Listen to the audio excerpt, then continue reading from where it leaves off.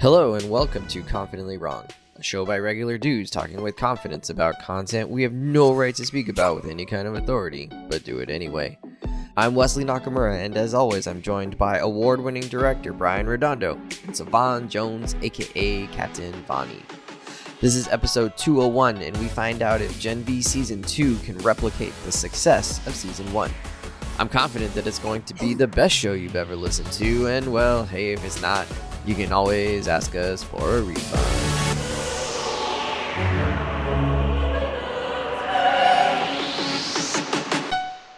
Incredible! Hello, gentlemen! Yeah. This is not Wesley Nakamura, your I am reliable here, though. host. This is Brian Redondo, the award-winning Brian Redondo, the one who has a shelf full of awards, as you can see here on my fake background. I'm hosting today, apparently, because I didn't do the homework, and so now I got to sit in the dunce chair. What up, everybody? What's going on, Brian? Hey, what up, though? Hello. So you went apple picking? That sounds boring. Wait, that sound boring. dude, That sounds I'm terrible. the host. That sounds I'm the terrible. host. Yeah, what the hell is this? Hey, man. You can't let him cook. direct the banter, the pre recap banter that we're gonna have. Sorry. We're not talking about apple picking today. We're talking about black hole buttholes. That's what Yes. we're talking about. We really are. Gonna be great. Can't wait. I'm jumping ahead. As host because that's what I do. What are you putting in your black hole butthole, Wes? In my black hole butthole, I think you got to have. So what I've learned as a parent is you always got to have wipes, like those my God. those wipes. Like So true. As a pet parent, as an adult, know I'm this to be like, true. why don't I just always have wipes? Like, why didn't we just have wipes in the car like before this? Like, you didn't need a baby to have the wipes. Y'all They're didn't have always- sticky ass children. but like, the irony you of spill putting butt something? wipes in your butt, though, It's not lost that's on pretty me. good. It's not but lost the whole on package. I'm gonna put the whole package in the butt, in the whole black package. Like in the the- one in the- container in or the like Mary the Costco Poppins thing? Mary Poppins bag butt. You know, like where just endless things can be in there. Do you leave the slit where the wipes come out from exposed though? No, absolutely not. No, you don't want the germs from down there. What is this No. so that you could conversation just right pull them now? out. You could just pull them out of the butt. Please, Oh, someone like- help so me. like your butt, Real your quick. your black hole butt becomes like the I'm tissue so sorry, dispenser. listeners. I mean, that could work. It could be a dispenser. I'm not mad at that. Can we at least give the context of this so they don't just think we're just doing the worst bit ever? I would also put an umbrella in there. You never know when you need an umbrella. Oh boy. This He is went from the with TV something show, long and y'all. To be phallic. clear, Wow. we're talking about All things that right. happen in the show Gen V. This isn't us just casually talking about black hole. All right, boobies. let's get Confidently them, wrong. We're talking about Gen V season 2 right now. Wait, I want to hear what Savon puts in his butt. Savon, what are you putting in the black hole butthole? Ideally, nothing. Bushel of apples? Ideally, nothing, because I don't need a prison wallet. Like, I just got my regular wallet, and that holds all the things I need. My Apple Pay do you and have my like card. a brick of a wallet though? Do you have like the double cheeseburger wallet? The one that's that like in your sets back you pocket? sideways when you sit down. Like No, you're, I'm a like, at an minimalist these angle. days. I don't carry cash on me. Really, I pay for most stuff with my phone. So outside of like my, government identification and a credit card and debit card, I rarely use. Why do you call it your government identification? Because it's literally my government identification. It's got If his the feds- government name If the on it. feds pull up on you and they start asking questions, you got to prove you got to prove stuff. Don't show them nothing, man. Don't show them nothing. Man, them people do whatever the hell they want. I'm showing them everything. Are you putting your phone in your black No, hole I have butthole? pockets. All the things I need that carry on my person can fit into my pockets already. No, but then you kind of get that bulge Snacks? No. pocket What about and snacks?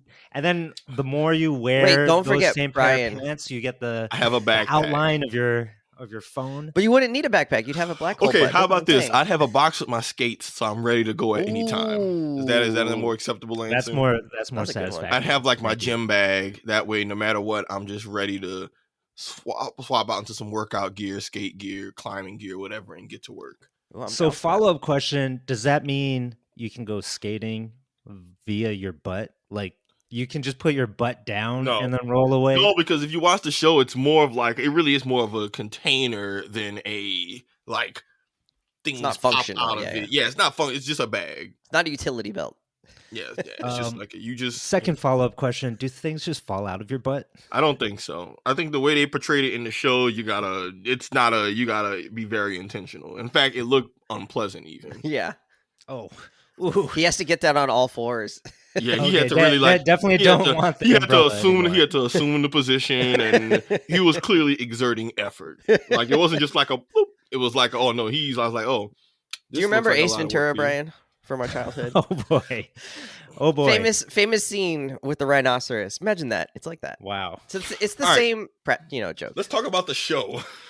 All Gen V right, season Gen 2? V season Let 2. Brian host, and this is what you get. Gen V season 2. I barely This is your got suggestion, through Sav. episode 1. So I'm gonna need a little recap here because to be honest, I didn't know really. I couldn't remember what was going on. Savon, can you tell us? Let me handle the recap for season. Just kidding, of course not. Sav. I was gonna look. I was like, hey man, if you want to go for it, like, hey, you know what? I was like, I'll give you the I had my keys. I'll mouth give you the open. I was keys. like, wow. What? Look, give him the keys. Let him crash the car. He'll learn. I had no idea what happened in season 1. No, so for a reminder of our friends who've been watching just Gen V season 1 and The Boys as a whole, because there's a little bit of connection even with the most recent Boys season. We know that God U is the university for superpower students. We know that in the previous season there was a corrupt administration. Wait, it's short for Godolkin U, which comes important later. Yes, But but Godolkin that's is a later. We're doing the character, recap. Damn it! Okay. As far as the recap is concerned, we know that Godolkin University is a school. It's where superpowered youths go to train their powers, learn how to basically fit into the vault machine. We followed a group of students there made up of our friends Marie Monroe, Emma, Kate, several others. And season 1 really just broke down in the Boys universe what happens at these universities. It's another side of things. For young folks with powers, what does that look like? What is the development, the growing up? What does their careers look like? And the show answers all of that, where you work in either social media or your heroics or your branding. And that was a big focus of the show. We learned a bit about the characters and their different conflicts and dilemmas, but a lot of it's a big focus on the vault machine and how it's awful. And then we learned that there's a plot, right, of someone trying to secretly create a disease that can kill soups, which we end up learning. Oh, yep. By the end of the season, and that ties into like the most recent season of The Boys as well, right? That's the tie-in. And then as far as how the season ended, our student friends all basically uncover this conspiracy. They're pushing back against it. It results in them basically getting their names dragged through the mud and slandered. And the season ends with all of our main characters actually locked in a prison because of all of the basically them uncovering conspiracies and stirring the pot way too much for Vaught's liking. And so the season ends with the soup disease being something that has been worked on at the school that Butcher finds at the end, and that kind of kicks off some of the main events of the most recent Boys season. And then our characters locked in this prison. I forget the name of the prison. Elmira. The Rift. They end up Elmira, thank you. They end up locked in like Elmira, which is a soup prison, and then we just see them there, and that's where the season ends. And so the new season kind of picks up. Some things happen afterwards, but it picks up after their time in Elmira, and that's where we start off. One thing I'll share for context, one of the main characters, Polarity, played by the late Chance Perdomo, passed away last March. Andre, our beloved Andre. He played your beloved Andre. I love a magnetic powers youngin. But the actor died in a tragic motorcycle accident, and a lot of the season of the show was rewritten because he was a very major, significant main character. And so a lot of the writing shifted. And so when we talk about the show, this is something worth noting. We'll try and point out moments of, hey, this is clearly a shift because of a character that died. But it's worth noting that they had to rewrite significant portions of the show because they had lost one of their leads and they wanted to tastefully write him out of the show rather than recast. So just wanted to give that quick bit of context. And you mentioned that there's a certain character who was conducting all these experiments at God U, just to make the connections with the Boys clearer, right? That was Victoria Newman, right? Who's conducting those experiments? Was somebody else. So it was someone Shetty, else. Right? Yeah, it was but someone. She was trying to benefit. Yes. Or if I recall, or did Butcher kidnap him to make him work on the virus? No, well, I think Shetty, this is going great, by the way, guys. Shetty was the one. She was a human, and she was in So charge of critical, God, Wes. and she. Oh, the council, she yeah, wanted, the former. She wanted the virus because she wanted to actually wipe out all the soups. Her family had been aboard the flight that Homelander let crash into the ocean. Yes. And so she held a grudge against all soups, and so when she came in charge of Godolkin and ran this like secret program to make this virus, they thought it was just a way to like neutralize soups that were like off the rails, but she wanted it to actually implement to like kill all soups, and then that plan is foiled by the end. Mm-hmm. And then Butcher, which thank you, Wes, great recall, great callback. And then that leads to Butcher getting the virus, and that's one of the main points of the most recent Boys season is that Butcher, who also hates soups with his whole heart and soul and body, is dying and also has access to this virus and is going full scorched earth. So that's a little bit of the through line between the shows is that, Gen V introduces the disease that ends up being the main driving point in the Boys main series. And then Gen V's kind of doing its own thing a little bit from here, which we'll talk about more. Yeah, so let's talk about season 2. Wes, how do you think it evolved from season 1? Or did it evolve, or did as Savon is suggesting, like did it veer on its own path? What's your take? Well, okay, so here's the problem with answering this question. As per usual, I don't really remember season 1, but one of the things that we talked about in our pod about season 1, or maybe you did 2 pods about season 1. So you don't remember season 1, but you remember the pod about it. Yes. Well, I remember one thing that I don't know if it was you or Sav. You pointed out that in the Boys, the real villains, or right, the people who are like the fuckers are the soups, right? It's Homelander, it's Black Noir, it's who's the kind of dad guy. He also sucks. I want to say Homestar Runner. Who's Homelander's like dad guy? Soldier Boy? Soldier Boy. Soldier Boy, right? Soldier Boy is also kind of a fuck. Like everybody's just awful in that, and the Deep, right? Deep is awful, and then when we get to Gen V, it flips in that like the humans and the adults are really the problem, right? And it's not so much a soups versus humans thing, although it is a little bit, and it's like the humans having power here, but it's also like adults have power and kids are the victims. And I feel like in some ways they sort of got away from like the humans being the victims in this season, and it more turned into like it's still kind of the same thing as the Boys now. So it's like Vought is like the overall bad guy, and Homelander is the bad guy, and a little bit less about the fact that like humans are actually like also problematic and caused a lot of the situation, right?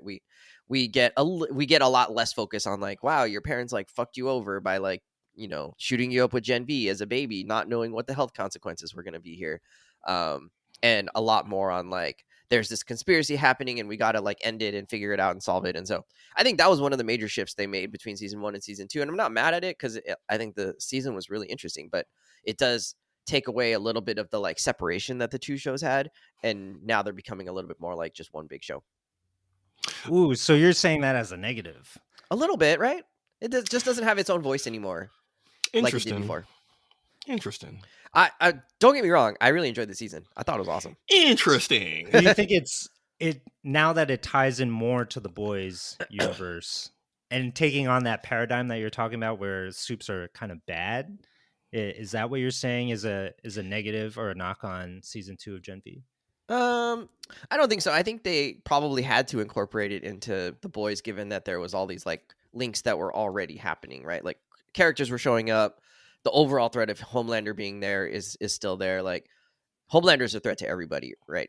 For no matter whether you're a soup or whether you're a human. So I think like you sort of have to shift the show a little bit over is probably what they felt like, and it's fine. It just doesn't have its own identity anymore as like a totally separate show. Interesting. Where I thought season 1 really stood apart on its own. I was like, oh, you didn't even have to watch The Boys to like understand what's happening here. Savon, do you disagree?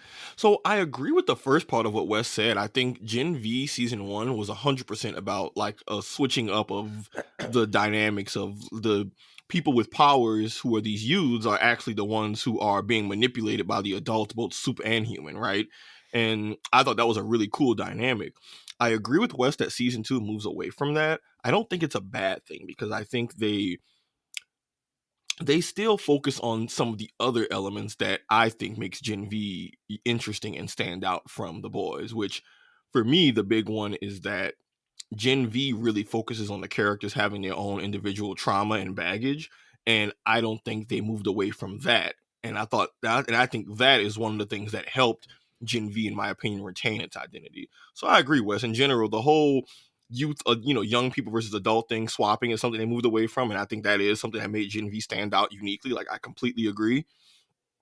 I just think it's not a negative thing because the other things that made Gen V unique, they still leaned into. And one of my favorite parts about Gen V is that they really emphasize that all these kids in the show with their powers have very significant drawbacks and psychological baggage that comes with it, whether it's the power itself or their childhood or upbringing.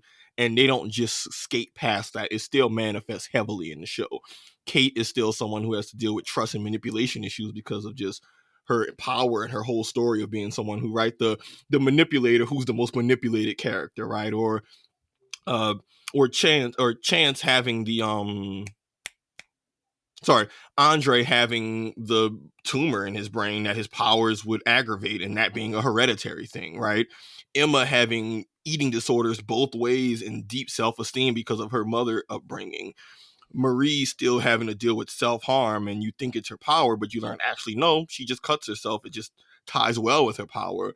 And I think the show didn't quite move away from that, Wes, and that really was important to me because it still emphasized that, like, yes, it's no longer about them being manipulated, but the show emphasizes that their situations are very much victims in a way that I don't think the boys always did with the Supes, specifically with their powers having legitimate drawbacks that has significant impacts on their identity, right? Like Jordan being bigender and just dealing with all the shit that comes with that in terms of perception, in terms of their family. And I thought Gen V season 2 didn't really move away from that part. And that was what I really enjoyed because it made it makes the main characters just more sympathetic. They have these godlike powers, but they didn't ask for it. The powers come with huge drawbacks because all of them need to see a therapist or got some kind of shit going on. And so watching them actively navigate that with each other and figure it out and support each other was really, really good. And next, we'll hear from our sponsor, BetterHelp.com. Just kidding. Yeah, but like, Well, yeah, so I agree, but like, I don't think it took away because the other shit that Gen V does really well, I thought they were still sticking it. And if I'm gonna just keep it a buck, I think Gen V just has better character moments than the boys at this point. So just watching the characters go through, figure out, and experience things to me was just more interesting because frankly the characters are more sympathetic and interesting. Like Homelander's a monster, but you can only feel so much sympathy for him when you see the shit that he does. Starlight has her issues, but she doesn't have the same level of baggage as some of these other youngins have. A-Train was always a jerk. You see what I'm saying? Like, they're still cool characters, but it's much easier to root for this group of characters knowing what we know about them and knowing that they're just frankly a lot more innocent than other folks. What I think is still true is that it still, though, like, gives you some sense of, like, you now have a deeper understanding of, like, how someone like the Deep or A-Train or whatever, like, how they come to be into that position and make those choices that they made. And they're still adults and they're still responsible for them. So, yeah, you don't feel as much sympathy for them. But I think, like, Gen V sort of deepens that story, right? It's like, oh, like, A-Train went through this shit, right? Like, the Deep went through all of this. So, like, they are also part of this system, right? And the only one that's, and, like, even Homelander, like you said, he's just, like, a fucking maniac. So, like, you don't feel sorry for him, but you do understand, like, if he and Marie are the same, the difference between them was that Marie grew up in a home where she had love, right? And Homelander obviously did not. And so you're like immediately contrasted between those two around, oh, okay, well, the difference here is this upbringing, and like that was not Homelander's choice. Yeah.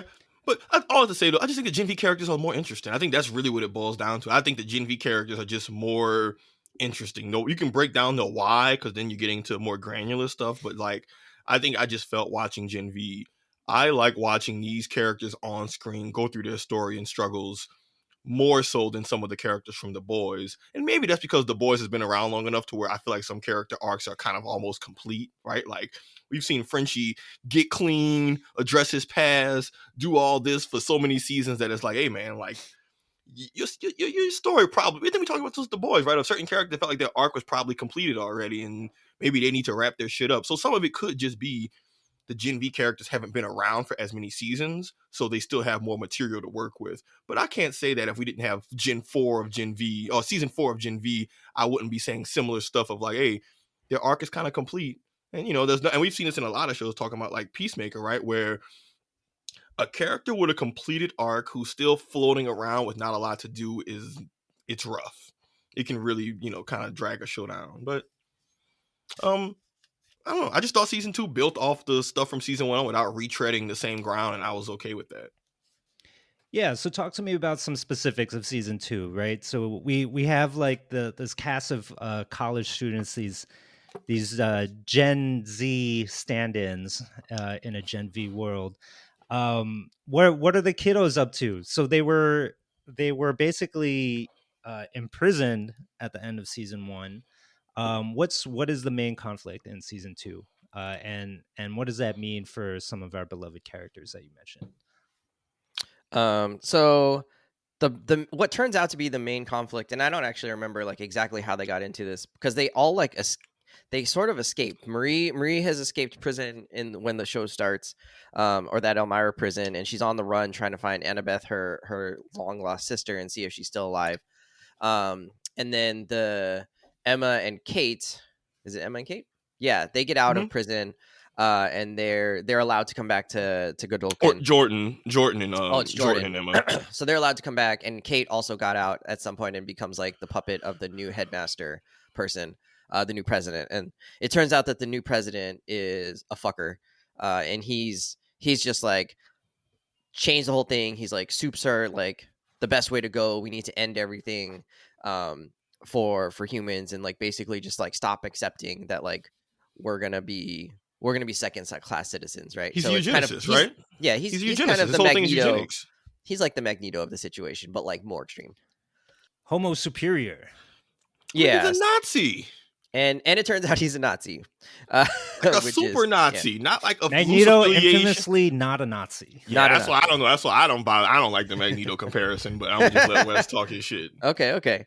But he is sort of on the like, well, humans are gonna like try and wipe us out, so we need to like just show that we're like better than them in every single way, right? So he's that kind of person. He's a survival of the fittest freak of like, he's absolutely. very much one of those survival. He uses the term "cull the weak" multiple times, which I think when you start hearing someone say "culling the weak," you or "call the herd," you start to know what kind of time they on. Yeah, tell yourself. And so the first, that's the main conflict is them trying to figure out like who this guy is, where he came from, what powers he has. In the beginning, they're really not sure. He's not a like a public figure that they know what power set he has when he comes in. And I don't know, they sort of all just get dragged back into the situation. He's like an expert manipulator. He's like really informed, so he always knows like what's happening before it happens somehow. So it's kind of like he's who was that guy in Game of Thrones who always had like spies out everywhere? The guy with the bald head. Varys. He's like Varys in some ways. Like he's a eunuch. He's not a eunuch.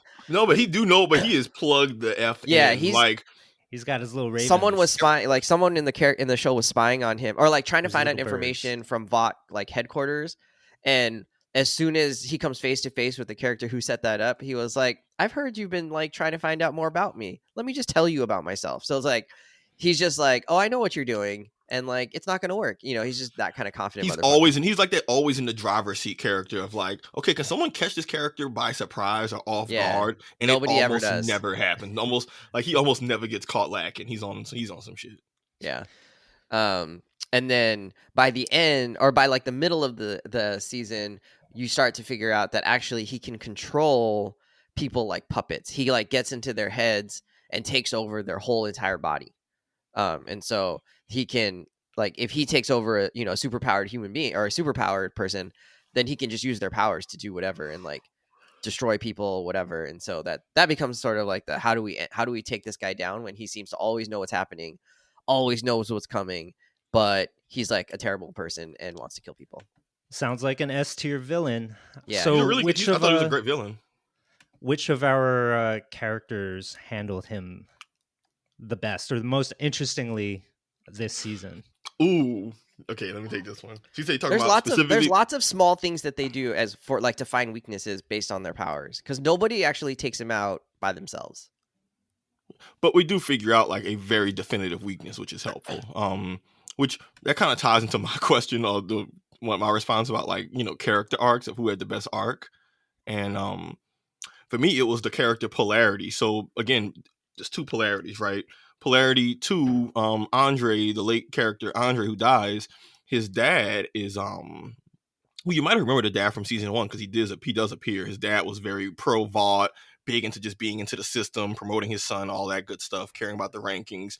He is a very prominent character this season, played by Sean Patrick Thomas, and he was my favorite character by far because he just goes through first of all, the actor Sean Patrick Thomas, he's just a really, really good actor. So all his scenes were just like, oh man, this dude is acting his ass off. But he's a character who's going through the grief of his son. He feels responsible for his son's death because he was like, I basically fed him into the vault machine and all this shit happened. His character's going through a bit where he's still dying from his own powers because him and his son have the same condition where their powers cause these little micro tears that can cause them to start having seizures that eventually leads to your death. And so this character at the start of the season is like, he's an alcoholic. He's getting drunk in his home, passed out on the floor. He's still having these magnetic seizures and causing shit to fly everywhere. He's losing his mind because he lost his son. And he has this really, he's pretty much going to at one point go on like a suicide mission to get revenge on Vought. And he ends up being the adult in the room character amongst our group of friends. Like, you know, as the group, he's like Alfred. He's like, not quite Alfred, because he's the adult in the room of like, hey, we're going to do something. We need a Batman real to plan. the Teen Titans. I don't know. He's just, you know what? He's the liaison for the Teen Titans off of Young Justice, however you want to describe it. But he has this great arc of breaking out of his self-destructive tendencies and learning, hey, don't die for your son, live for your son, honor his memory. And he also ends up just being a great resource to the Gen V, like the students, just in terms of he has contacts at Vought. He knows the right questions to ask. And again, knowing that they had to do such major rewrites, I was very impressed that they did a great blend of his character having good character moments, lots of drama, cool fight scenes, and still making him key to the plot. Like, they kind of pull an X-Men Magneto thing, Brian, where the main villain, Cypher, this mysterious dean of the school, can control people's minds. And then Polarity's character ends up learning, kind of a la Magneto, Professor X, his magnetic powers can disrupt the mind control. And that ends up being like a key thing to fighting against this character. But I thought a lot of the characters had cool arcs, but I just didn't expect a side character from season 1 for outside of the show reasons, get promoted to a main character. And then in my opinion, he steals the show. Like, even the scenes where he's helping the kids, but he still has an attitude. Like, you remember Wesley, they're all at his house and they're all talking about, okay, what's the next move? What do we do? And he's just like, okay, cool. Y'all can Get go. the fuck out. Get the fuck out of my house. Yeah. Like, the fuck y'all still doing here? Yeah, like, what are y'all doing here? And he's like, okay, let me put it this way. Leave. Like, he's still helping them, but there's still all these parts where, you know, the girl Emma's trying to convince him, hey, do this for Andre. This is what he wants. And he's just like, don't you understand? I don't give a damn. I don't give a shit. My son dead. F all the rest of this. I just want revenge on Vought. The rest of y'all stuff, I could give two shits about it. And he ends up being a character who really saves the day for everybody because he was the key to defeating Cypher. That's interesting. So, I mean, I wonder if, well, I don't even wonder. I'm like now pretty sure that originally when they probably mapped out season 2, they wrote in this that for arc. Andre. Yeah, they 100% Andre would have been doing all of that because they already established Andre was a kind of naturally heroic character, and despite how debaucherous they all were, he legitimately had a good head on his shoulders. Like, in a show full of really shitty people with powers, well, not that good of a head. It was going to explode if he used the power too much, you know. Like, yeah, I mean, and that is how he ends up dying too. Yeah. Ryan, spoiler alert, one of the key things of how the character dies in the show is that when they're trapped in the Elmira prison and they try to break out, he overuses his powers trying to rip out a metal door, and that causes him to basically have the equivalent of a stroke and die. But I wonder if they would have saved that for the final battle and had him die that way. I mean, who knows? Well, it probably would have just kept his character. Or his dad. And then, and then it turns out Marie has force healing powers like Rey in the last Star Wars movies. Maybe she would have saved him at the very end. Maybe. I mean, there's a lot of stuff, but unfortunately, you know, we can't. We only know so much. But yeah, but yeah, character was great. Good character moments. His whole just grief and working through all his feelings, and the character got to give it the full range. But like, and everyone else was great. Don't get it twisted. But I just didn't expect him to steal the show the way he did. But specifically, So, like, Wes, I don't what give a about shit. you? Get out of my house. While you Wes, passes out watching soup porn. what character stood out for you? I mean, I guess Marie is the easy answer. She's really the main character throughout every single episode. She's still the beating heart of Gen V. Absolutely, yeah. Literally. I mean, they really focus on her. The villain, the headmaster guy, his name is Cypher. He's like so intent and focused on her because he thinks she's some kind of salvation. He's like, you're the salvation, and we don't know what that means, but he's like really obsessed with her. He's really obsessed with like setting her up in these no-win situations where she has to like expand her powers. So instead of just being able to like splash blood around or like shoot little blood daggers at people, he wants her to like learn, even like to he doesn't even know where it's going to go. He's just like, you could have so much more potential. You just think that's the limit of your powers. And so throughout the season, there's sort of this back and forth. She was Wemby and she didn't know it. It's just he's trying to push everybody. It's like a train. He's trying to really legit like just push everybody to. That's the Magneto part, right? Of pushing. He's like, hey, yo, if you're gonna have power You're like this, God amongst you got ants. and you have to practice your shit. And it's like X-Men First Class. They make them practice their powers and be like, hey, you can do this. But did you know if you really apply yourself, you could do all this? Yeah, and but the way he does it is he sets them up in like you're gonna die if you don't use your power situation here.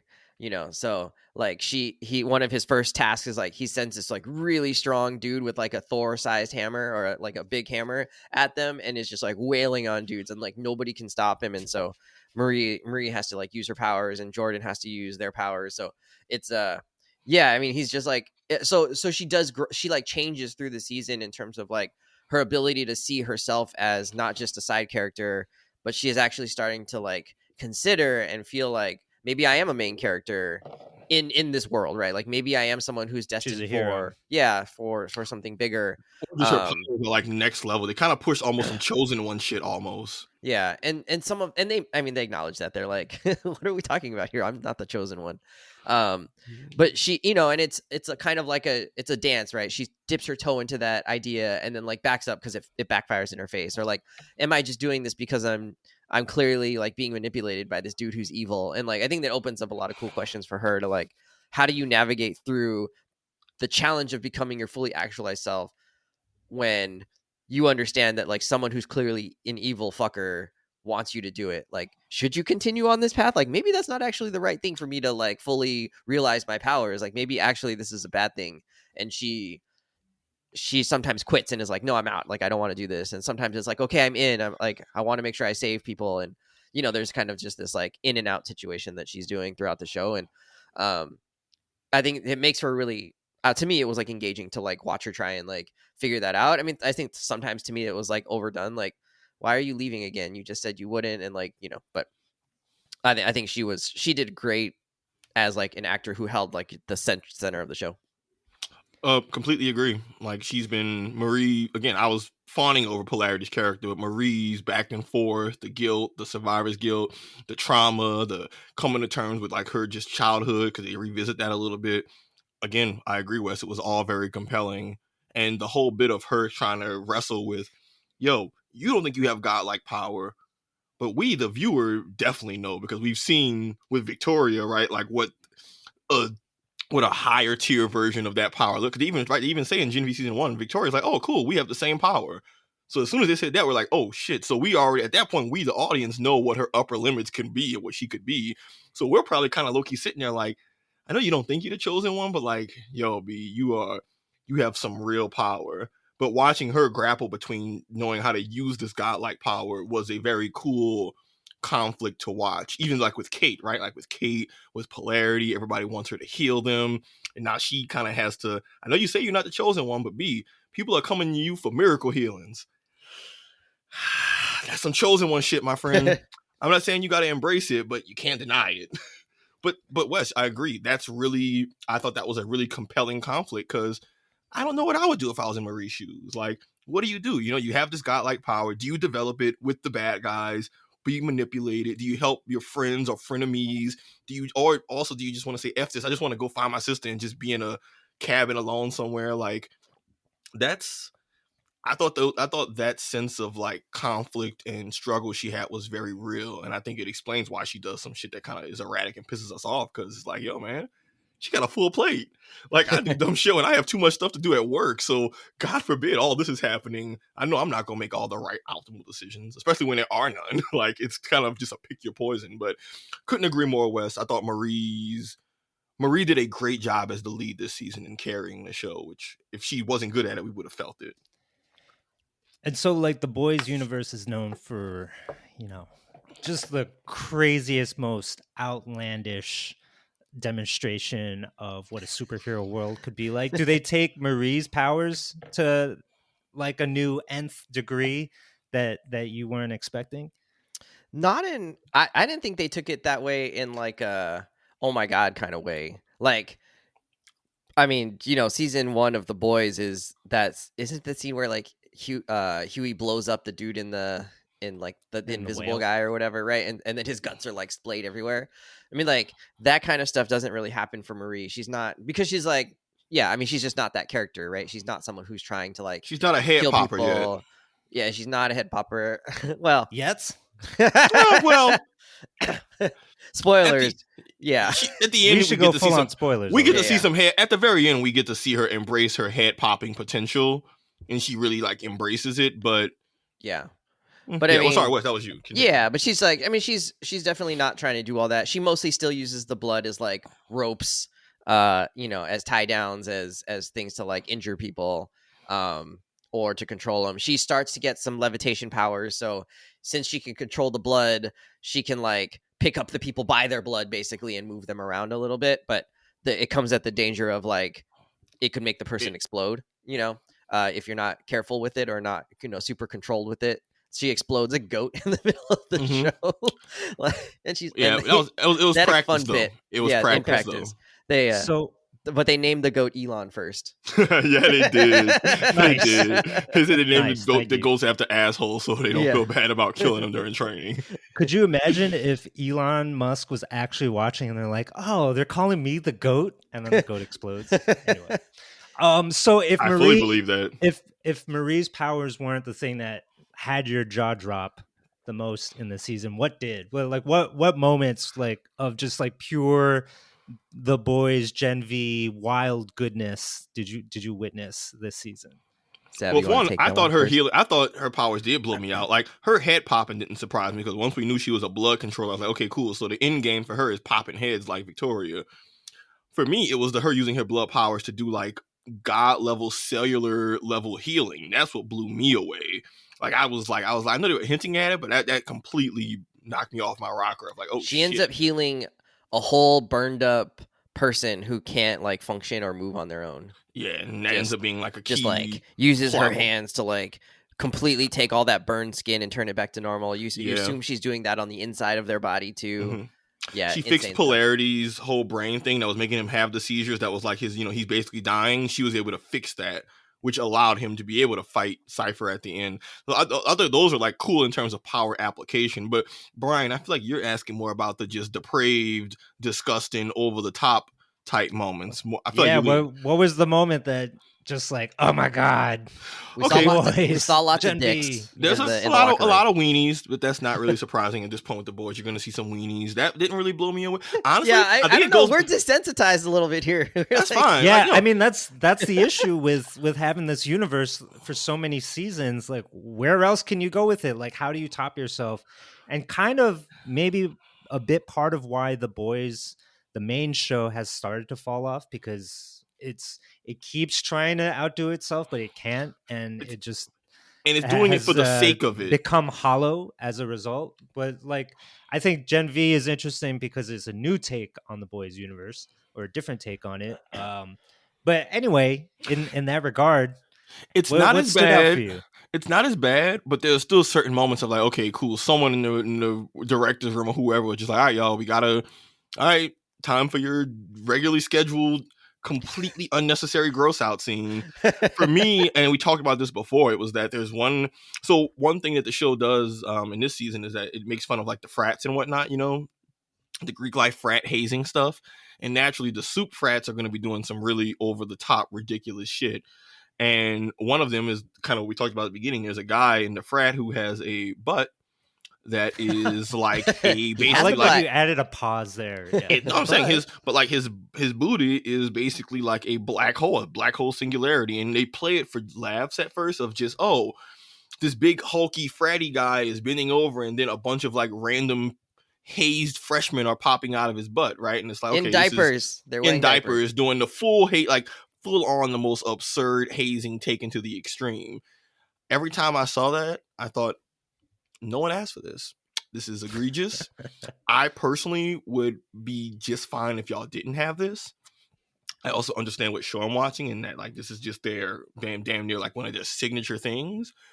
The one, and I will say I could have done without it, but what I will give them props where props is due is that they at least took a bit that I didn't like and still made it relevant plot wise, which not, at least if you're going to do some nonsense, making the nonsense plot relevant is something that I can find a little bit more palatable. So did I need a guy who was hazing freshmen by having them up his booty dressed as like diaper stuff? Not in the slightest. But was it also clever that he didn't trust the seminars that they were having because he sensed that it was a trap west, the whole like them fighting to the death for students? Because at the end of the season, Brian, it comes to a point of like the guy in charge, Cypher, Godok, and the person running the university is basically in like this place has become trash. We let people with any kind of shitty power come in, and he starts basically doing death matches to But you literally didn't tell him the twist. The twist, we'll tell the twist in a sec. Well, yeah, the twist is that throughout the show, you noted that Cypher, the dean, has this burnt up corpse body in like a hyperbaric chamber in his house, and we're trying to figure out what the deal with this body is. He and calls him Dad. You end up learning that burnt body is Godolkin, who you actually see die in a fire in like in fact, you saw that, Brian. If you watched the beginning of episode 1, you probably saw the scientists in the lab shooting up V, and then yes. So the guy at the end who was Godolkin who caught on fire, we learned that he survived. He's this burnt up corpse, and we're trying to figure out what is this body? It's alive. What's its deal? Who is it? All of this, and you end up learning it's Godolkin who survived. And he survived by taking Gen V before. He took some V before it all happened. He's still a burnt up corpse, but he doesn't age. And one of his soup countermeasures to control them is the like whole hypnosis mind thing. So you end up learning that the Dean Cypher, who was just a dude, is actually a meat puppet controlled by Godolkin, who's that body. And so there's a bunch of hints throughout the season. There's a bunch of hints throughout the season of why is he taking care of this burnt corpse and feeding it, changing its diaper, all that, and there's other stuff that's like hints of, and you end up learning that's Godolkin, the super Nazi, and his plan was to create a breed of new level soups that he can also control.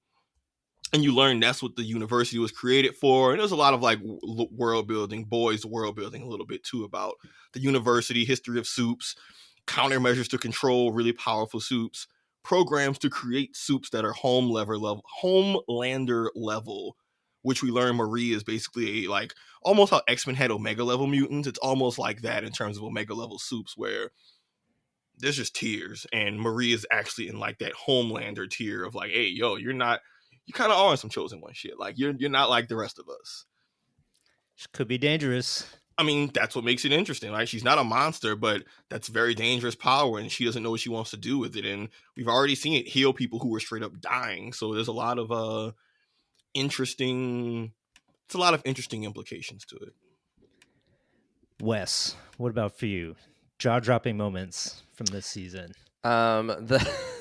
So the coming out of the butt thing was pretty jaw-dropping. You're just like, what is happening? We don't really see like anus. They do it mostly through like, a head-on or like sideways view. So you just see them coming out of the back. So you're not no goatsy action. You're not exposed to. I don't know what that is. You're not. Don't look it up. But look it up. Okay. Yeah, don't do that. Don't look it up. You good? Okay, I won't look it up. You're not exposed to the ring. Very often. Maybe once. Where you see somebody actually coming out. I think it'd just be visually really hard for them to do. So that was certainly quite. Like gut just like churning. You're just like, oh my god, what is happening here? The slit on the neck of the sister was actually pretty hard to watch. I don't know why that one kind of got me. Because it doesn't happen on screen. She's just lying on the floor, basically dead, bleeding out. But that was like a It's lot. Marie's sister. It's Marie's Yeah. sister, right? So they had located her, so she doesn't find Annabeth. She does find her like aunt, her parents' friend who has been taking care of Annabeth, but the bad guys find her first and kind of kidnap her into the cell. So they use her to manipulate Marie a lot too. They're like, we're gonna harm her if like you don't do what we say. So Marie kind of has to go along with certain things. The one of the other crazy things that happened in this episode or in this season was there's a girl who has powers to control her hair and use it to like tie things up. She can like move the hair. So it's like if Rapunzel She can control her hair. Yeah. So it's like if Rapunzel had long, you know how Rapunzel has long hair, so she can grow her hair. But what's different is that Rapunzel just like flings it around like a rope, but she can control the hair like as if it's like fingers or a hand almost. And like it's Medusa from the Inhumans. it's yeah, like that exactly. It's pretty awful because it's not the hair from her head. She's not a redhead where her hair is doing the stuff like Medusa is. It's other hair. The hairs. What are you talking about? Like facial hair? Like eyebrows? She uses her she controls her pubic hair. When Like, she she's wants to gotta do things, she unbutton her gotta kind of pants. she kind of gotta like pull down the front. She about to The take a pubes? piss. She gotta like kind of like if you about to take a piss, you unzip your little front or you do the button, whatever zipper button, whatever expose works for the you. hair a little bit And out, then she and then the hair and grows out. and she uses it several times. Once against an object, another time against a person. Is it coarse? It's it's a lot to take in. She's kind of got at the risk of me getting canceled or someone hearing this. She's kind of got a Hermione Granger type look to her hair across the board. Boy. Do with that imagery what you will. Oh boy. Is that off base, Wes? Is that No, I think that's a right description. That when you said that, I was like that. Yep, I get that. Yep. So do with that what you will. Like Hermione season or like movie 1. Yeah, movie 1. Whoa, that's a young girl. What are we talking about here? I'm saying in terms of like hair type, in terms of like type of hair. Oh my god, you could have picked a different Also Wes did that, not me. Jeez. I didn't do that. Wes her did. hair is much more like mangy. Anyway, the point has been made about this hair. Let's move on. But that also means it's like curly, right? Like it's not sharp. Like the reason why it's curly is so you don't get poked in the eye. Please, someone save me from this conversation. What is happening? I don't know. It's pretty interesting. So that's what goes on. Amazing. That was probably one of the more eye-opening. Like, oh my god! Like, did they have to do this right now? And like, no, they didn't have to do it. The answer is always they didn't have to do that. Wes, I need you to recognize. The show they're gonna run out of orifices and like genitalia related stuff pretty soon, right? Yeah, I mean, like we've already seen the guy who has the extendable penis, right? Like that's probably like one of the crazier like genitalia jokes we've had. Emma jumping into a pee hole, right? Oh yeah, she was only jumping. No, we saw the ant dude Termite jump into a pee hole. Oh, okay. And then because he was doing drugs and he sneezed, he made him explode. Right. We saw Emma in her tiny form, I think, just hanging on to a wiener. Once I think that might have happened. We've seen a lot. All right, we've seen. We've seen a lot of wiener. A lot of wiener. This is the first pube power we've had. We haven't seen any powers related to breasts yet, so maybe that's coming at one point. Mother's milk is coming out. That's what's gonna happen.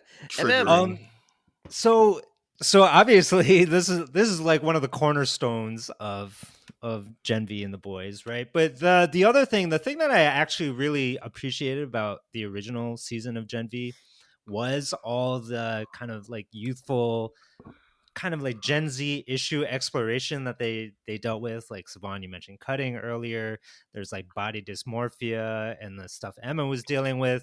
A lot of very relatable topics that you would put on like a CW show or like another show about coming of age or kids in college, whatever, but mixed in with superpowers. How do you think season 2 handled that kind of dichotomy between, some of this gross, outrageous, laughable stuff versus, the real emotional moments, character building moments, the moments where we can talk about kind of serious issues that, that our society is grappling with these days when it comes to young people. Can I take part of this one, Wes? Go for it. Yeah, first. I have a response, but go ahead. You go first. I would just say I think they definitely pulled back on that. to me, like, it really felt like they wanted to really front and center the like conspiracy theory terrifying nature of like what was happening and who Cypher was, more than they wanted to explore the growth of, or like the sort of coming of age issues. They did it with a couple of new characters that were like really side characters, and they had like crises of confidence. They just felt like they didn't feel like they were powerful. You know, like Godolkin ranks them. I mean, they were just like not highly ranked people, because they just hadn't had, their powers are not very strong. Like the Bushmaster girl is one of these people, and there's a moment where like Emma has to like hype them up. You know, she pulls her Coach Carter on them and is like, you know, someone once didn't, or like, I didn't believe in myself, but then someone just said they believed in me, and like now I'm like a hero, and like you can be a hero too. And I mean, some of that stuff, like, that's sort of where I thought the season like was a little bit weaker. Some of that stuff felt like really like trite and sort of on the nose, and very, like you said, kind of CW. And they didn't really spend time building that into it. I felt like they did a little bit better job last season. So I think that's just where I think, in my opinion, they pulled back on a lot of that like teenager angsty stuff, and like there was still some ideas around like, can we do this? Like, should we have the confidence to do this? But they did a lot more around like you have to do this as a family in order to win. They sort of went that direction by the end, and it wasn't as much a story around the crises of confidence you have as a teenager. So more of the generic found family theme that we see in a lot of superhero stuff. I thought so. By the end, it was like, oh yeah, like we're doing it together, you know, kind of stuff. Agree or disagree, Savon? I mean, if you say anything with that tone, you can make it sound bad. But it's like, yes, they're fighting an evil government. Of course, they're working together. Like, yes, that's the whole point of. They're not gonna all go on their own solo missions or whatever, but they kept trying to go on their solo missions, right? So and it didn't work out because you can't beat Vought alone. Like, I think that's a very reasonable. Like, yeah, man, you could try and go it alone, but it's Vought. You're gonna get cooked. I just think the way that they handled it in terms of saying we're gonna do this together, you know, it was just like, did someone say those words, Wes? We're gonna do this together. They definitely did. All right, no, you can't. The guy who don't really remember nothing. All right, all right. I'm pretty sure they did. Let me rephrase that. I'm pretty sure they did. Look, the boy got the selective memory. Anamorphed into an elephant real quick. No, maybe they did. No. So what I think I agree with Weston that the larger focus is definitely more on just like Vought as a larger villain, which kind of makes sense. That's the natural escalation of the story. We've known from the bounce that Vought is the true devil in all this. So like, it doesn't surprise me that it escalates to where it's like, cool, we're no longer fighting within each other or within the person who's actually the goon of a boss type. It's like, no, Vaught's we know on our crosshairs who the enemy is. I think that's fine setting up for what the final season is going to be, because it's going to just be mostly the people who don't F with Vought versus the Homeland or Vought administration, whatever. I'm fine with that. And that did become the bigger focus. I don't think they moved away from the issues the characters face in a bad way, though, Brian. I think they didn't like just forget about it or sweep it to the wayside. It still gets addressed, and I think they get pretty significant scenes. Like, Marie's cutting is still addressed throughout the season. It's addressed as something she did in Elmira when she was just stressed out in prison. The Dean Cypher even calls out, hey, stop cutting yourself. You don't need to cut yourself to use your powers.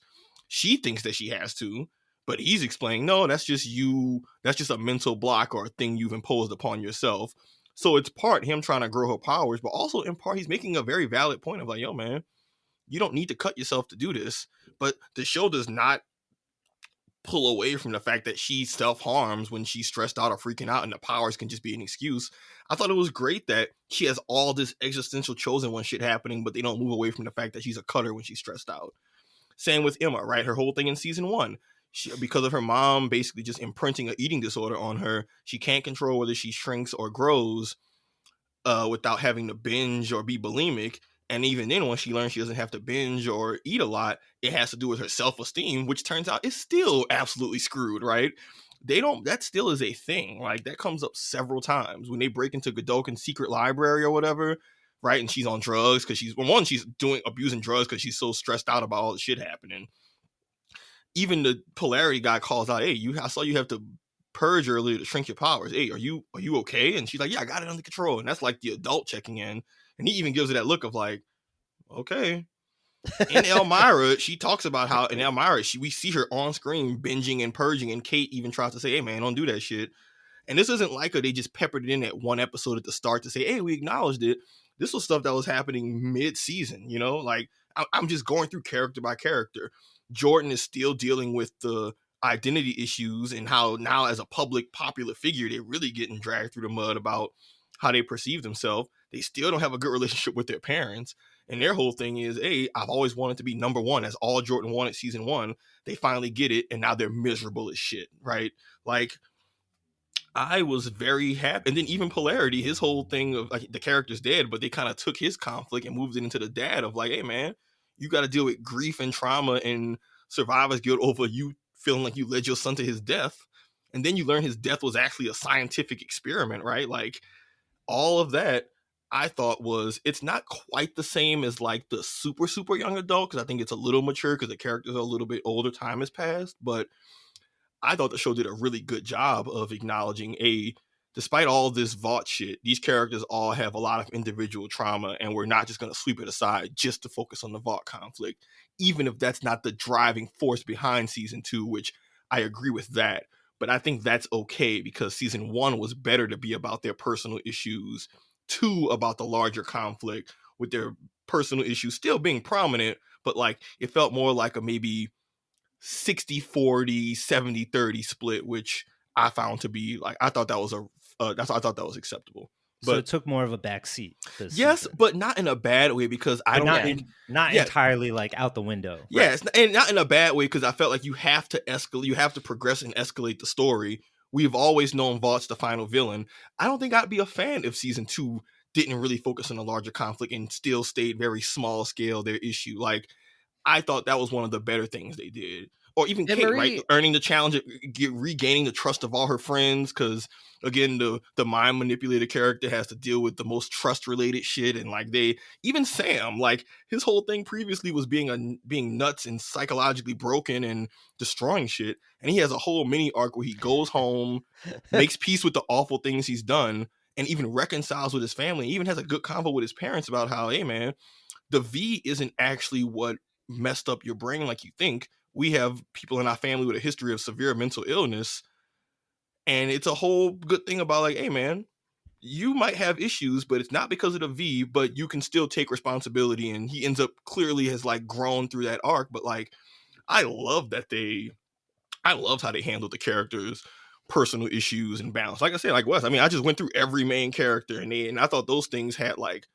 significant amounts of screen time. Like Sam has a whole arc where he's just back at home. Like, so it's not like they just, we got to check the box and reference it just to say we did it. Like, I thought they gave it very respectable screen time considering it's an 8-episode season. So I think me and Wes observed the same things, but I think we came to different conclusions about what that means for the show.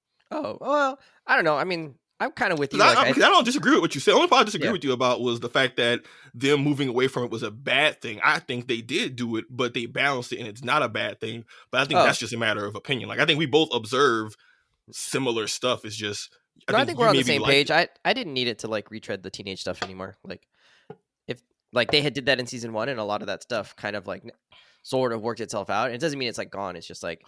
Yeah, like it's okay to focus on different parts of the story and the issues become a little bit more broader. The characters grow, but it's not all at once, right? Like, no, I don't they're think in a better place, but they still got to figure some shit out. No, I agree with you. And I think Marie's story is probably one of those very typical like older teenager stories that you see in movies around like a chosen one kind of character, right? She's got to level up. She has to like go through these hard times. She has to find out like what her full potential actually is. And not that she's even found it yet, but she's like on that journey already, and like through conflicts with like overpowered enemies, like enemies that she thinks are more powerful than she is. I did want to say though that like overall, I love the show, and I feel like we haven't had enough chance to like say like focus on like how much the show was like cool and engaging just overall as a watch. I think I watched in the past 3 days, and I was never once like, oh yeah, I just want to stop watching here. Like I'm kind of like over the show. I just kept being like, yep, want to go to the next episode. And I knew, I mean, part of that is like, I maybe wouldn't have watched it so much if we weren't talking about it on the show, but I definitely would have watched it totally on my own from start to finish. I mean, I think I texted you guys at episode 2 or 3, and I was like, so far, really enjoying this episode. And it maintained, I felt like, that level of interest for me the whole way through. And it didn't, a lot of times I complain like, I don't really know like where this is going or what's happening. And I felt like this show did it for me, for a very like, smooth brain, I want action person. It was like the right balance a lot of times around like, let's give you action, let's give you some plot, let's give you some character development like throughout the thing. And we're not going to totally hang you in the dark. We're just going to like let you have, let you understand where the stakes are here and then like go from there. I did think like, in retrospect, I sort of wish they had done a little bit more with the characters. Like the relationships between characters are very like on again, off again, like who's in whose camp and who's on this side. Like Kate, you mentioned Kate has a very like tenuous relationship with the group right now, throughout the whole season. And sometimes I'm just like, I don't know why like you're giving her this chance when like you don't want to give her a chance later. And then like later she does something that's like kind of helpful, and it's like, oh, okay, cool. And then like, oh, we're like kind of chummy again. And then they're like, but I don't still trust you. And it's like, yeah, that would be like real life. But it just sort of made it like you're sort of telling her like you trust her by your actions sometimes. And then your words say like, oh, but we don't trust you, and it sort of felt a little inconsistent with how they dealt with some of the character relationships. And that's not the only one. Did it feel like they were going in circles? Maybe a little bit. It just more felt like there wasn't a lot of like reason for like why things had changed. Like there wasn't enough of a reason why like what you mean different feelings had changed around different people. It's like they don't trust Kate in the beginning because they're like, you sent us to Elmira. And then Kate comes to try and like convince them to come back, and she's saying, I'm just terrified, blah blah, and you could really help me. And then I think she tries to mind control them or something, and they hurt her really bad. They almost kill her, and not on purpose. They were just trying to like fight her off. And from there, it's unclear if they feel bad about it or if they're going to help her or like whatever. And I think they all had different feelings. They all gave very different answers. Emma was like, yo, let her die. Well, that was clear. Emma was like, yo, we should go kill her. Jordan was kind of like, whatever. Yeah. I mean, I think they all had, that was dope. They all had conflicting feelings about it because they all were, like even they were like, yo, heal Kate when that happens. And Marie was just like, if I heal her, she might try to, I don't know. I thought that, I don't know. Continue. Yeah, I mean, I think the scene played out how like it should have. It just, I think over the arc of the season, it's just like Kate ended up just being like really annoying, and it didn't seem like they knew what to do with her during like in their relationships. It was like, are you helpful? Are you not helpful? Or like they had nerfed her by having her have this accident. And then I think like Emma and Polarity, their relationship was like, it was more intimate than it sort of should have been based on what we saw on screen. She really became like, he became like really her closer mentor, but we didn't know why, right? Like, yeah, they spent some time together on this like one mission. We do know why. They just grooming. They bonded over the relationship they both had with Andre. Like Emma talked about how Andre was like a key turning point for her in season 1, because Emma's whole thing is that her self-esteem is absolute ass. Like that's the reason her powers are so whack. And Andre feel like they earned it like in that. Season 1, Andre, like her turning point in season 1 was Andre saying, hey, no, actually you're kind of dope, and that's like legitimate. That wasn't like even in that season 1, that was a turning point for her character. So I thought the whole Emma and polarity relationship was fire, because they both were grieving over Andre because he lost his son. She lost one of the only people who actually made her feel good about herself, and then being able to mutually bond over that, and her to pull the dad out of his self-pity of like, yo, man, you can't just be on the floor drunk, season out watching porn. Like, do something. Like, hey, be effing better. Like, she's the one who talks him out the suicide mission. Like, I love that at the end when they split off, she straight up tells him, hey, I'm proud of you, because she saw how low he was when he lost his son, and she was able to kind of pull him out of his own self-pity. Like, I don't know. I absolutely, like, Emma and Polarity are probably my favorite little duo this whole season of, like, Emma doing dumb shit, Polarity just being like, yo, what are you doing? Or when she's on Molly and she talks the library guy off being a fan. I don't know. Every time those two are on screen, I was locked in. I'm like, oh man, this is my favorite. This is the duo I didn't know I needed in my life that I want. See, more I didn't of. think the chemistry actually worked that well between them, and then I loved it. So that maybe that didn't land for me in terms of them becoming sort of buddy cops and like buddy buddies by the end, and I loved it. I just didn't feel like they had actually set us up to believe that like that relationship was actually true, given how hard he was grieving still over his son. Rewatch some of those scenes where they talk about Andre. They're really good scenes where like the scenes where other people talk to Polarity about his son are all really good. And that's one of those, if you ever get a chance, rewatch it. I thought those were some of the best scenes in the show, and I thought they did a good job of peppering it throughout the season so that the character's change feels earned. Like if they just do it a little one-off, that's when it doesn't feel earned. But I'm always a fan when it's something they continue to pepper and address it. All right, that's fair. We talk about Andre's a big figure over the season. I mean, it's just one of those difference of opinion, you know. Yeah, I think my taste would have been a little just something different, more. I don't know, something. It just, to me, it felt like they had cut like certain scenes that led to their relationship being the way it was, and we had just not seen them, and maybe they just edited them out for time. And maybe for you, you're like, no, actually, I didn't need those scenes. But for me, I felt like I needed those scenes to see like, why would this like, small white girl with her own problems be like mentored or like have this like father relationship with Polaris? She doesn't need a father. Like they didn't establish that she needs a father relationship. Like that all sort of felt like, meh, okay, like fine, I guess. And then I thought Marie and Annabeth actually. So Marie meets her sister, and we've known that she doesn't know where her sister is. She's never been able to locate her because she was in this foster system or whatever, this like fucked up foster system, an orphanage system, and their meeting is sort of, I don't know, it sort of fell flat. Like I expected way more from it, and they have a couple of moments where they're like, fuck you, blah blah. They have a couple of moments where it's like, oh, we're sisters, and I don't know. It felt very like jarring to be on that roller coaster, and I imagine in real life that might be how it is, but it just sort of by the end they're like, we're sisters, and you're like, I don't know. Like I wasn't a fan of the Annabeth Marie scenes either. The first time you've seen each other in 15 years, both of you hating yourself over the situation. One of you thinks the other actually killed your parents, like not on purpose, but like are a major threat, and like it's like in 24 hours we're like cool again. I was like, okay, but we hadn't really talked about it or like discussed it. I don't think that she ever got to explain to Annabeth like what had happened and what she's been through since. Like none of that stuff happened on screen, and it wasn't even like implied that it happened off screen. So I don't know. I mean, all of the emotional stuff. You really love this season. I did. I want to be clear. Like these are all pretty small things. Like I can talk about them, and I think they could have done them better, but I do think these are very like small things that didn't at like 1% maybe took my interest in the show down. Like overall, I thought the pacing was really good. The like moment to moment actions were good. So we're talking about 1% problems of the show. I mean, what else you want to talk about? What are we doing here? You want to go back to like how they had to fight Cypher? Because that was like awesome. I mean, I thought he was just like an incredible. Was that the high point of the show?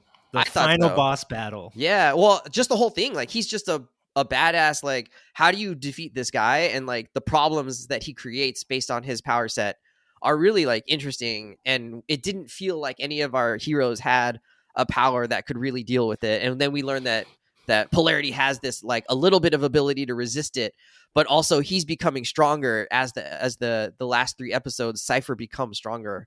Or Godolkin becomes stronger and stronger and stronger. And so you're like, oh shit, is it going to be enough? And so it's, I don't know. I like that it's like small time, right? It's not like the whole world is at stake. It's going to be like blown up. It's not Galactus coming. It's like this guy is just going to wreak havoc one by one. And he's just, this. Do you remember Jessica Jones season 1 with David Tennant's character? Purple Man. Yeah. It's like that, right? Most like terrifying villains. Yeah, he's sort of almost has that level of quality to him in that it's like he's not trying to take over the world. He just wants to exact his like one by one. I'm just taking this dude out, and like fuck that dude, taking him out. Like I hate. To be clear, he is still very much a super Nazi.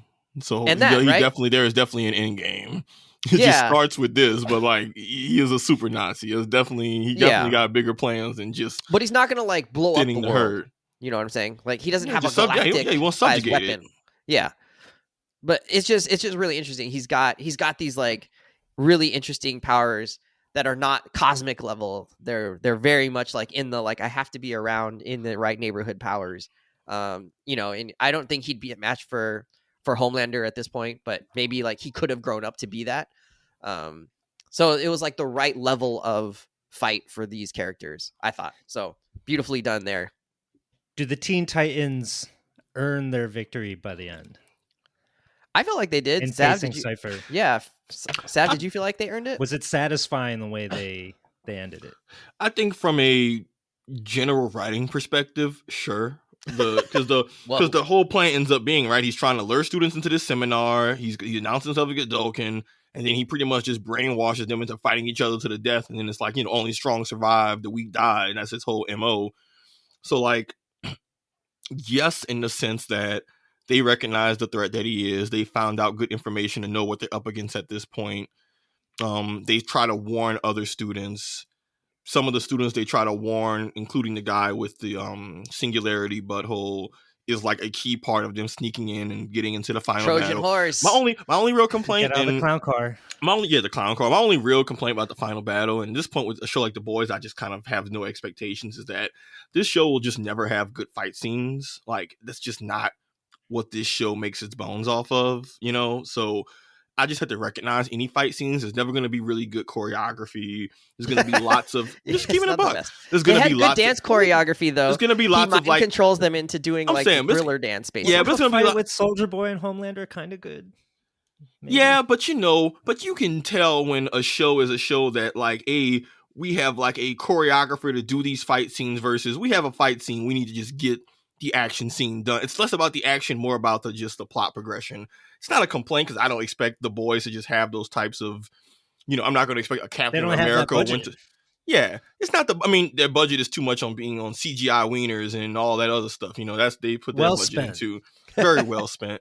So besides the fact that I think the choreography isn't super great, and if you start to think too much about that, the fights make less sense. But that's for me, that's just one of those, I don't care.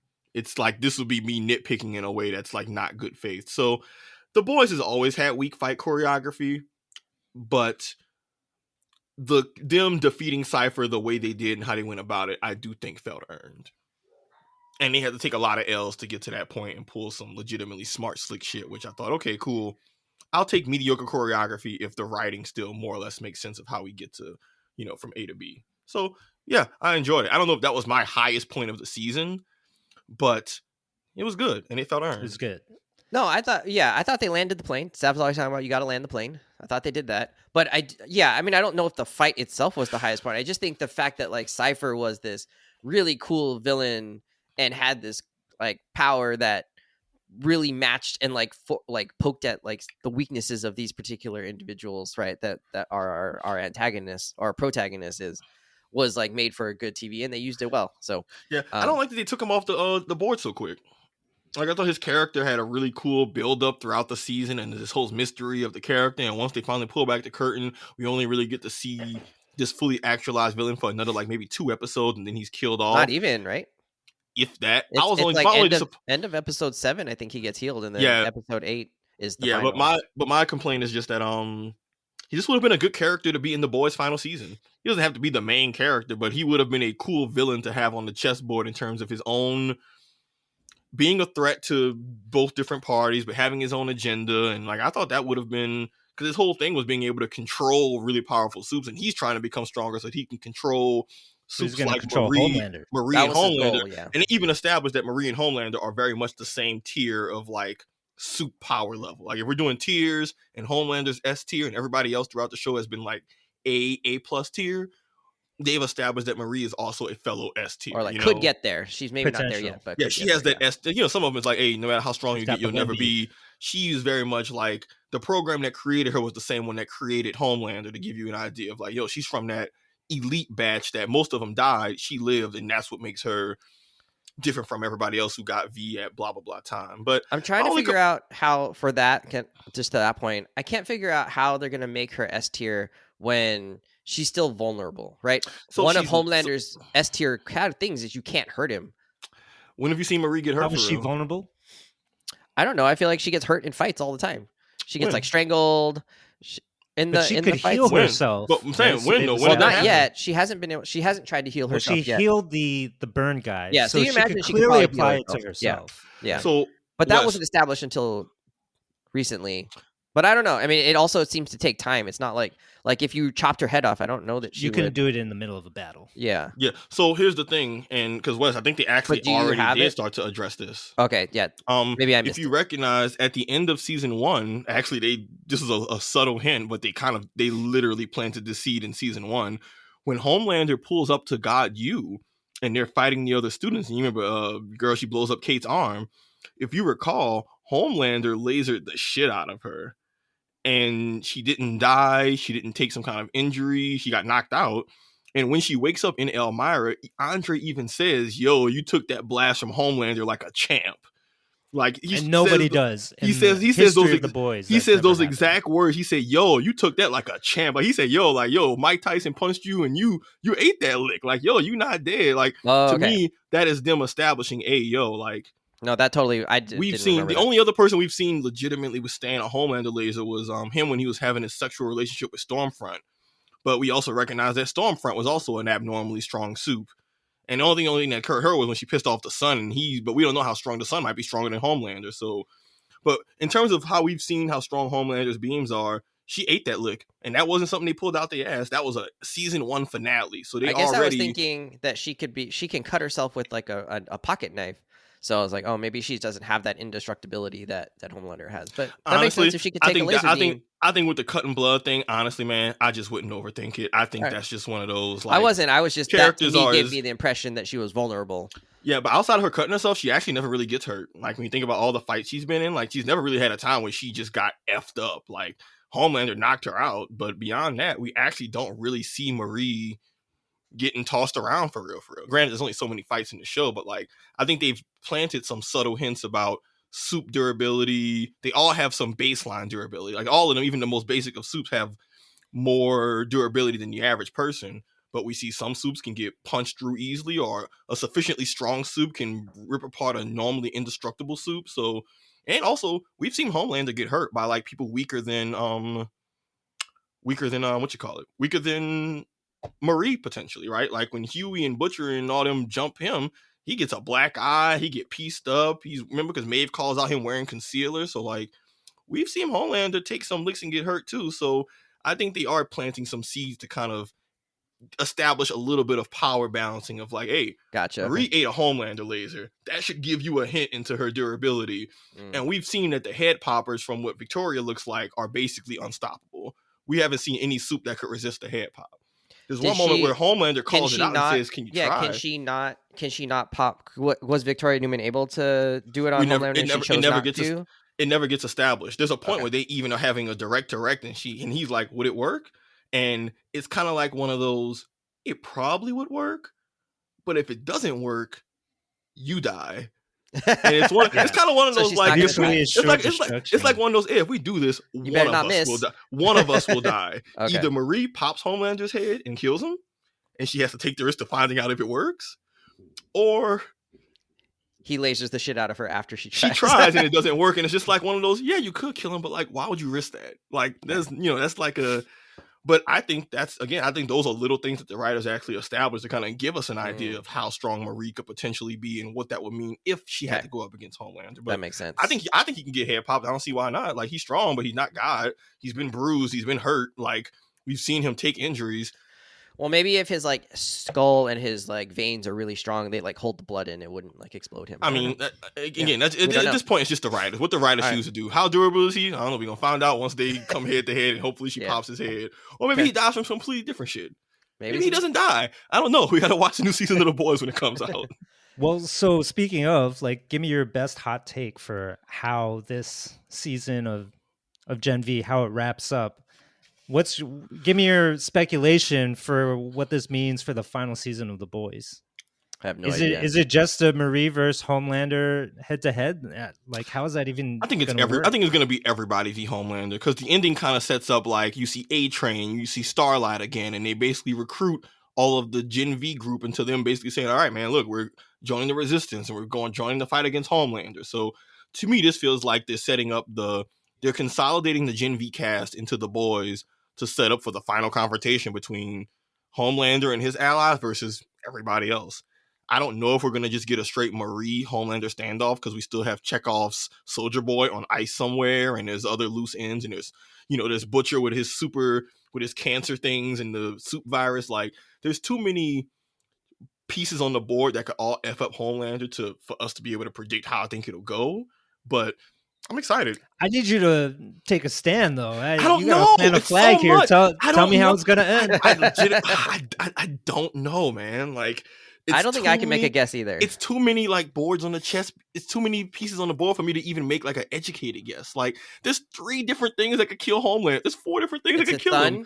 Is the sun gonna flip out? Is Soldier Boy gonna come back? Is Butcher gonna kill him? Not gonna die. That's my hot take. Yeah, I think Homelander ends up. He's not gonna die. He gets the Ozai treatment. He'll be neutralized. Yeah. I think I would like for him to get the Ozai treatment of like, what's the worst way to punish Homelander? Make him live out his days as a human.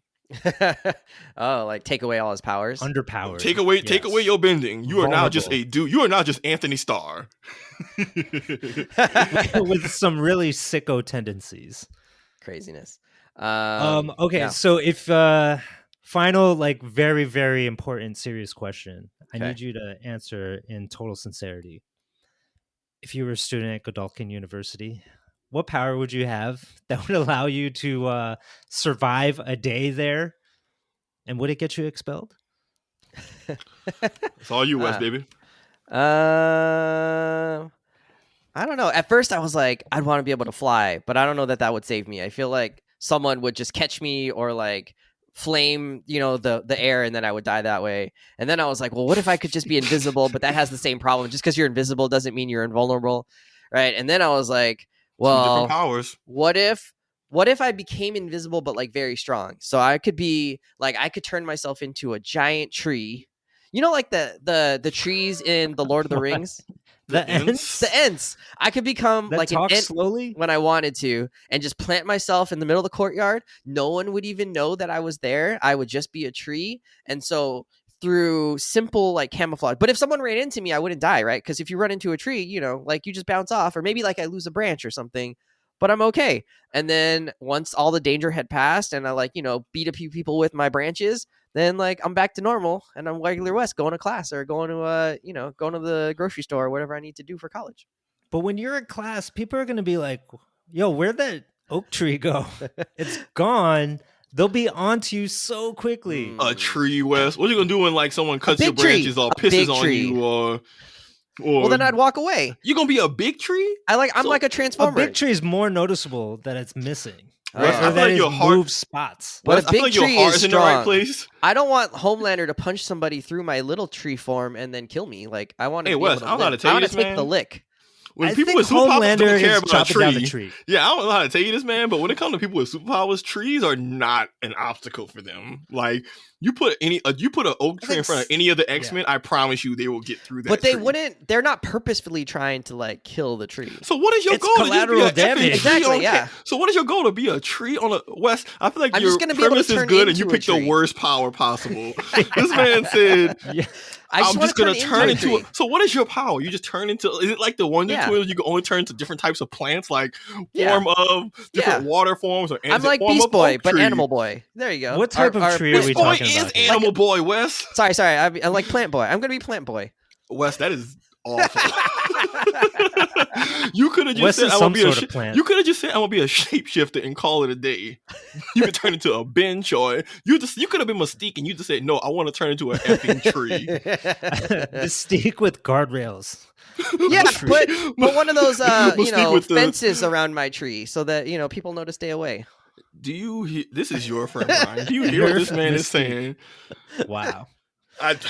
What kind of tree? I mean, it's got to be answer. the mighty oak for sure, right? Like you got to be. This able man to said if I had a power, I would to be at this power school. You said to survive at Godolphin Godolphin University, where everything bad is happening all the time. So I want to be like a regular person most of the time, but when the shit hits the fan, I'll just He's plant turned into myself in the Dr. Seuss ground. character. I'm just gonna turn myself into a tree and hope that, like, I just blend in with the forest and just hope that no one picks up. When I play games, Wes, I throw trees. That's an item to me. It's like, oh, it's a tree. Oh, I'm ready to chunk. You pull up a tree for no good reason? No, they hit somebody with it. It's a very good reason. When I was a kid playing Hulk Ultimate Destruction, they had a tree. Guess what I did? I picked up that tree. We've got climate change and you're pulling up trees.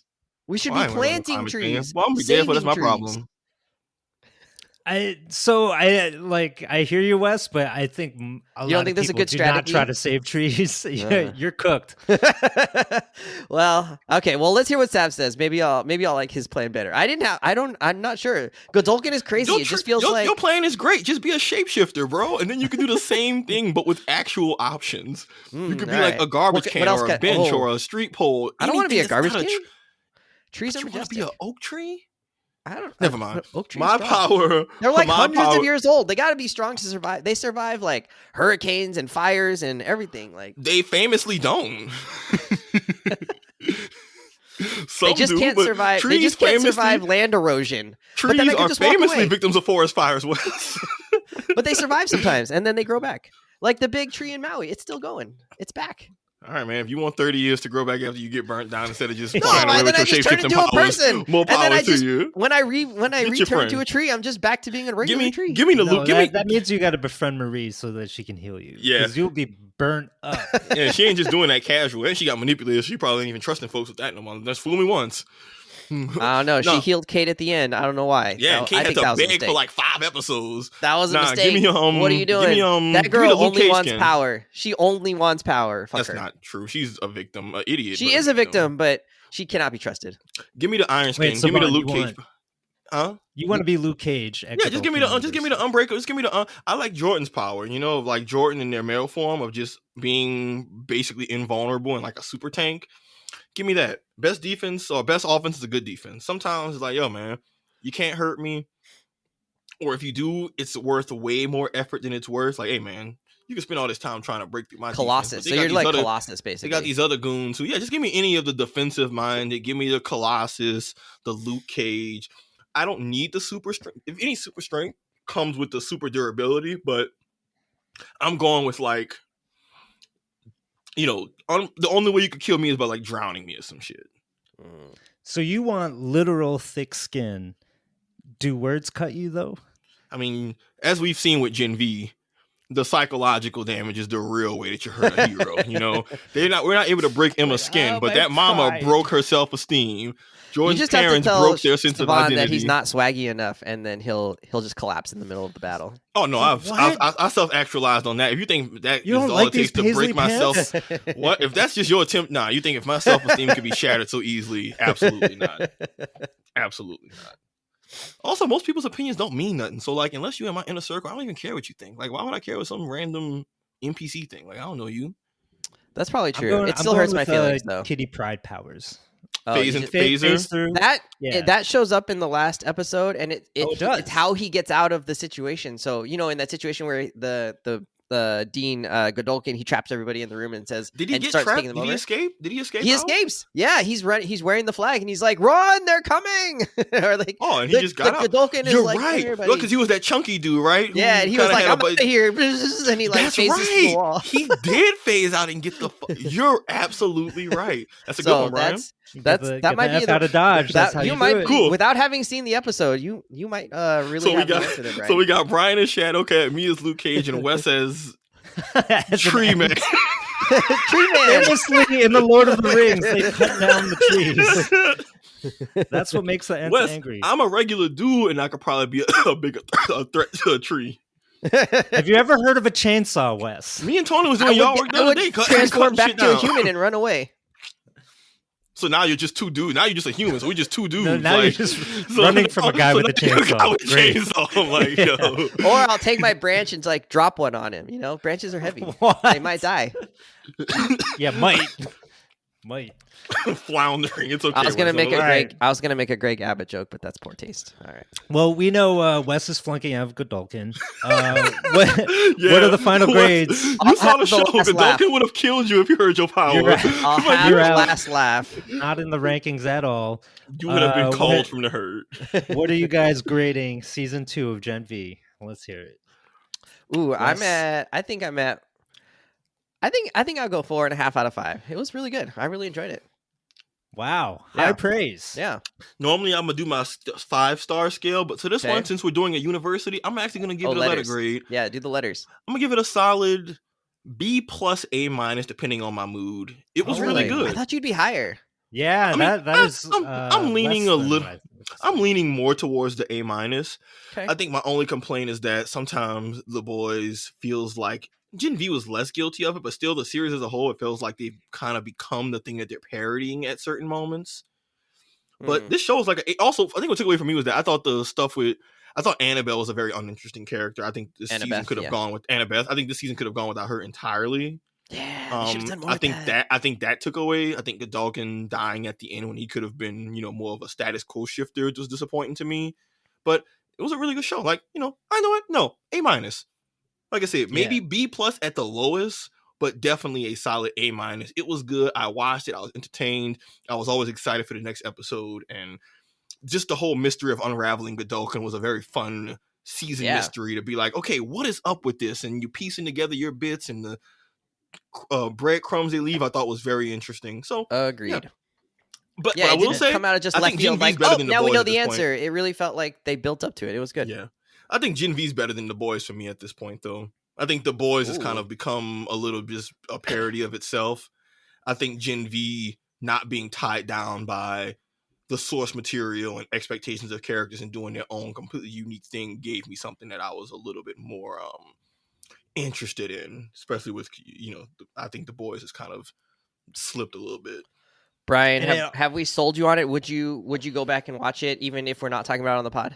Well, I'm definitely getting an incomplete for Gen V. Maybe I get the incomplete. I think you get the incomplete, big dog. that usually turns into an F. As I found out in college.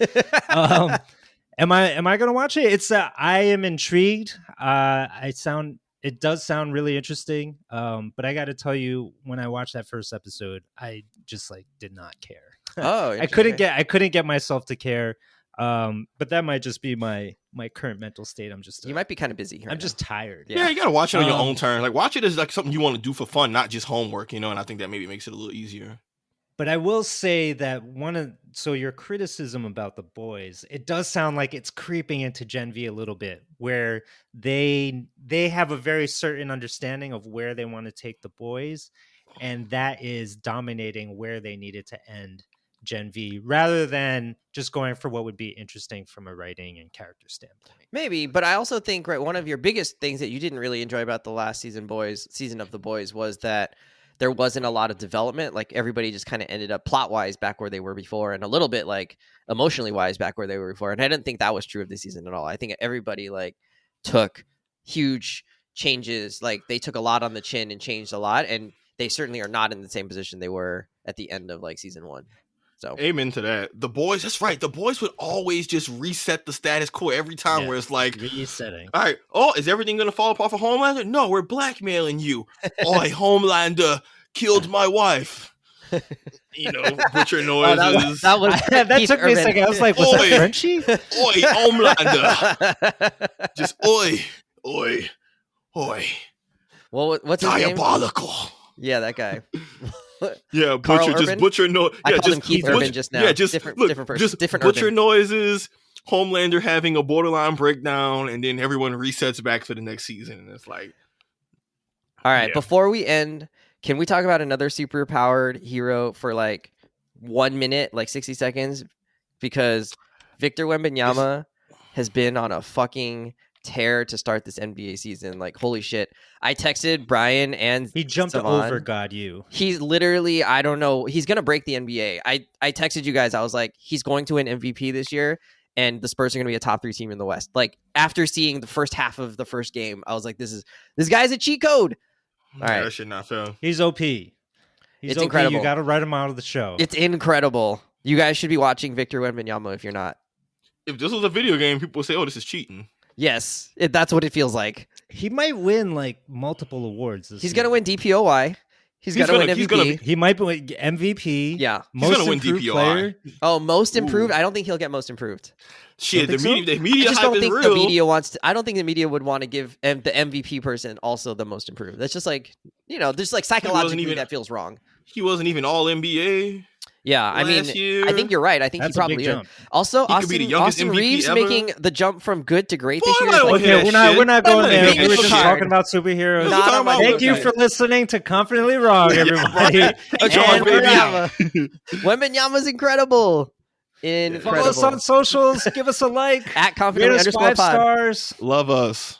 All of that good stuff. Be Go Stay Dodgers. tuned. Game More. 7 tonight. Let's go. Come on, Mookie Betts. Get out of your slump. Baseball. Shohei's incredible.